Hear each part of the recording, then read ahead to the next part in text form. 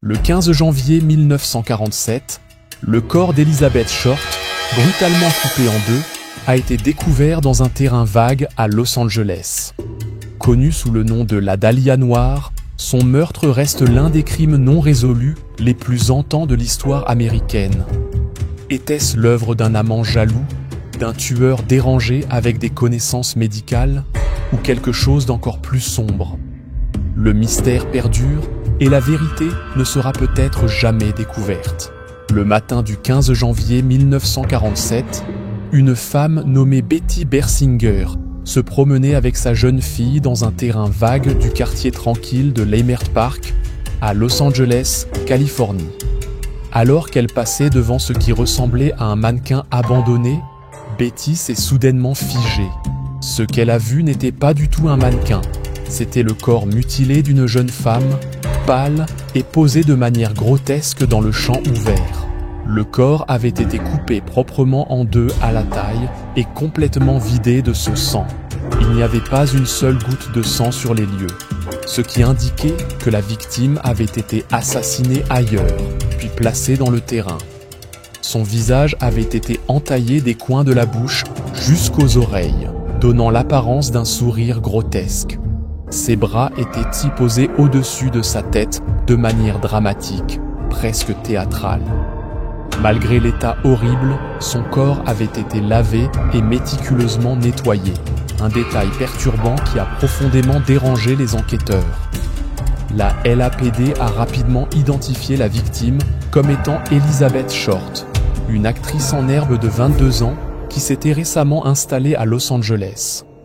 Elle vivait un style de vie transitoire, souvent vu dans les bars, hôtels et boîtes de nuit du centre-ville, s'associant fréquemment à des militaires et à des aspirants d'Hollywood. Avec ses looks frappants, cheveux noirs de jet, peau claire et une prédilection pour les vêtements noirs, la presse lui a donné un surnom, la Dahlia noire, inspiré par le film The Blue Dahlia et son style sombre caractéristique. À mesure que la nouvelle du meurtre se répandait, les médias ont sensationnalisé l'affaire, transformant Elizabeth Short en une mystérieuse femme fatale. Des rumeurs ont circulé sur ses aventures amoureuses, ses vies secrètes et ses liens possibles avec des criminels ou l'élite d'Hollywood. Le public était captivé. Les journalistes ont fabriqué des citations et déformé les faits, brouillant les frontières entre vérité et fiction. La LAPD a été submergée par de fausses confessions. Plus de 60 personnes ont prétendu être responsables du meurtre, mais aucune de leurs histoires ne tenait. Les théories allaient d'une vengeance d'un amant jaloux à un médecin dérangé expérimentant des techniques chirurgicales. Certains ont même suggéré que le tueur avait une formation médicale, en raison de la nature précise de la bisection du corps. Et puis sont arrivées les lettres perturbantes.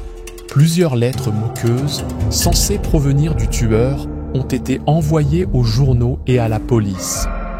Une lettre comprenait les affaires personnelles d'Elizabeth, son certificat de naissance, des cartes de visite, des photographies et même un carnet d'adresses. L'expéditeur avait soigneusement nettoyé chaque objet avec du gazole pour effacer les empreintes digitales. L'affaire a pris un tournant encore plus sombre lorsque, avant sa tragique mort, Elizabeth Short menait une vie qui oscillait entre aspiration et survie.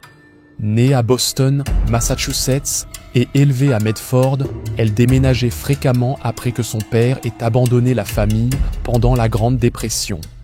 Pendant son adolescence, elle a lutté contre des bronchites récurrentes et a été envoyée vivre en Floride pour sa santé, où elle a développé un amour pour les climats chauds et les cadres glamour. Plus tard, elle s'est rendue en Californie, poursuivant des rêves de célébrité comme tant de jeunes femmes attirées par les promesses scintillantes d'Hollywood. Elle se présentait souvent comme actrice ou modèle, bien que les archives montrent qu'elle n'a jamais décroché de rôle crédité dans un film.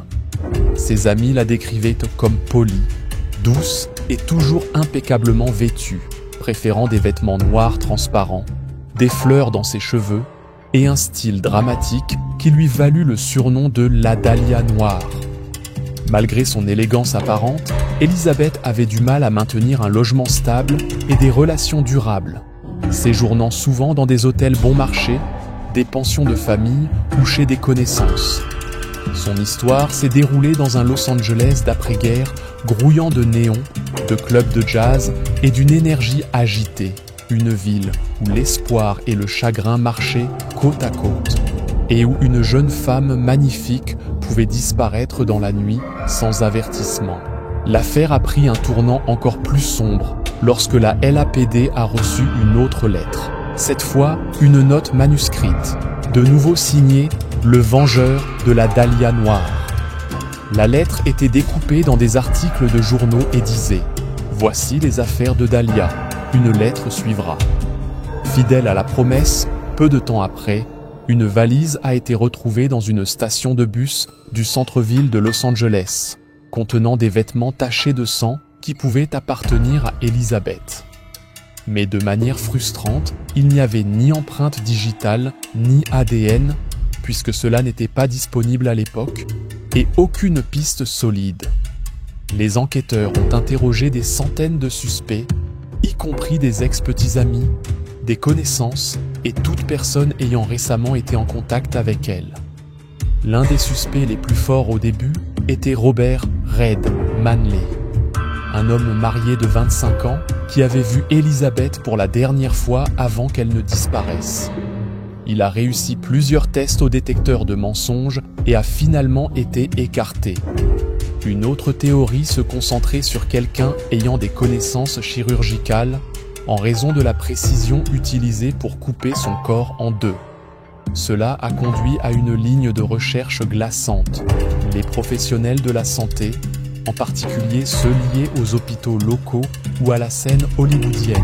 Finalement, l'attention s'est tournée vers le docteur George Odell, un médecin riche et excentrique avec un manoir au cœur de Los Angeles. Odell avait un passé troublant. Sa propre fille l'avait accusé d'abus sexuels et il était connu pour organiser des fêtes sauvages alimentées par la drogue. Ce qui a vraiment alarmé les enquêteurs, c'est qu'il avait autrefois été soupçonné d'avoir pratiqué des avortements illégaux et qu'il entretenait des liens avec plusieurs figures d'Hollywood.